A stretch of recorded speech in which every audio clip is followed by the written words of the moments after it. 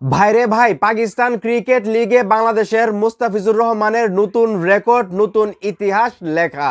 বাংলাদেশের মুস্তাফিজুর রহমানকে 6,44,00,000 রুপিতে লাহোর কালান্দাসে সরাসরি সাইনিং করানো হয়েছে। হ্যাঁ, আপনারা ঠিকই শুনতেছেন, মুস্তাফিজুর রহমানকে নিলামে ডাকা হবে না, ওনাকে সরাসরি লাহোর কালান্দাসে নেওয়া হয়েছে 6,44,00,000 পাকিস্তানি রুপিতে। ভাই, এই ভিডিওটা এত শেয়ার করেন যাতে আমাদের পার্শ্ববর্তী দেশ ভারতের প্রত্যেকটা মানুষ দেখতে পারে, যারা গোবর খায় তারা যেন দেখতে পারে যে মুস্তাফিজুর রহমানকে পাকিস্তানের ক্রিকেট লিগে 6,44,00,000 রুপিতে আসলে ডাকা হয়েছে। মুস্তাফিজুর রহমান যেই ক্যাটাগরির খেলোয়াড়, যেই লেভেলের বলার, ওনার জন্য এই টাকাটাও কম হয়েছে আমি যেটা মনে করি। আপনারা সবাই জানেন আইপিএলে মুস্তাফিজুর রহমানের কিন্তু 12 কোটি টাকা দিয়ে ডাকা হয়েছিল, যেটা নিয়ে ভারতে একদম তোলপাড় হয়ে গেছিল ভারতের মধ্যে। সেইখান থেকে কিন্তু মুস্তাফিজুর রহমান আইপিএল খেলতেছে না, বাংলাদেশের বিশ্বকাপ স্বপ্ন শেষ।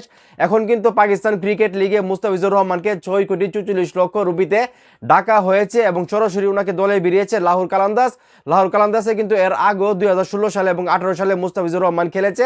এবার দেখা যাক লাহোর কালান্দাসের হয়ে মুস্তাফিজুর রহমানের আসলে পারফরমেন্স কি রকম থাকে। তো এখন এই মুহূর্তে যারা আমার এই ভিডিও দেখতেছেন, এই যে মুস্তাফিজুর রহমানকে পাকিস্তান ক্রিকেট লিগে আসলে 6,44,00,000 রুপিতে ডাকা হয়েছে, যেটা বাংলাদেশের আর কোনো খেলোয়াড়কে এরকম অর্থ দিয়ে ডাকা হয় নাই।